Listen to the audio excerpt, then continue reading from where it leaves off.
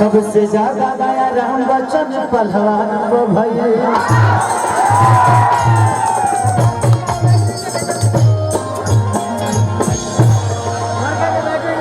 देखी ये धरती से राम जुड़ गए भाई, यहाँ के नाम में राम बा। तमी के यहाँ लोग कहे केसरिया प्रचलित हो गई। ये ठीक तो बराबर ऐसा बना हो।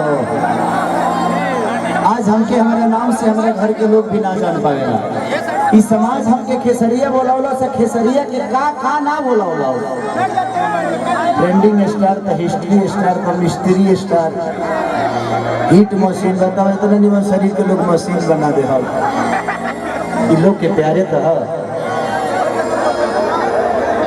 कि माँ की ज्योति से नूर मिलता है, सभी के दिलों को सरूर मिलता है।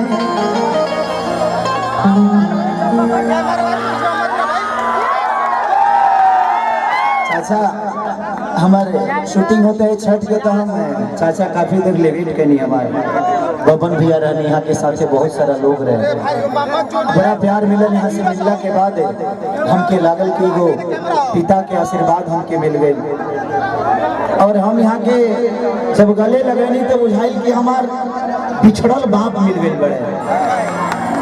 तब कहनी कि जाए जैसा हमार वादा बा कि कोशिश करे चाहे हमारे कितनों के नुकसान हो जाई, हमके लागत है कि हमरा अरबों के नुकसान से ज्यादा इस जगह के प्यार और मोहब्बत और वो सबके आशीर्वाद बा। इसे जे पैसा तो इंसान रोजो कमा सकेला, लेकिन मोहब्बत और प्यार और आशीर्वाद चिंता हमेशा खेसरिया करेला, और कोशिश करी लेकिन लोगों के आशीर्वाद हमेशा हमके मिलत है।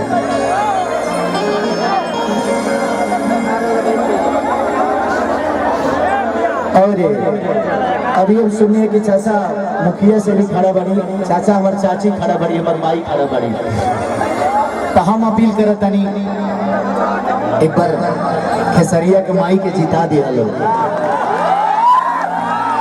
राजनीतिक मंच ना है, लेकिन इमोशन बा अपना परिवार से जुड़ल बा, आदमी बात के बोलला सा, लेकिन ख्याल जरूरत है लोग।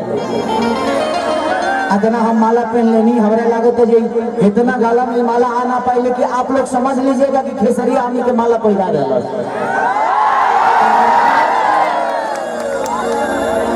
कि महक के ज्योति से नूर मिलता है,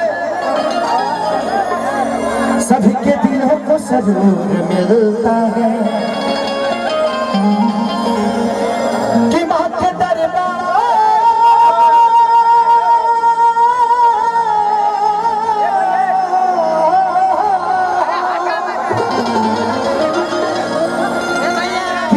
दरबार में जो जाए खाली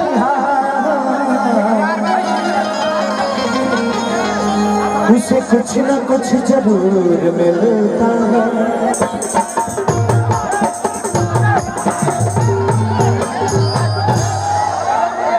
सोना राजा पीके राजा तू गड़ी रह चला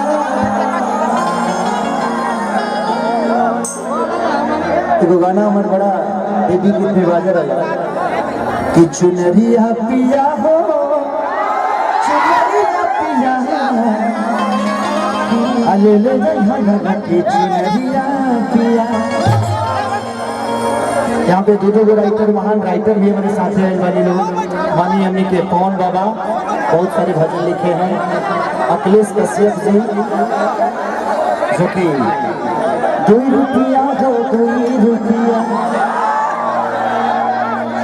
एक गोरी तोरी चुनरी बजा को बाबा के बहुत सारा गाना है।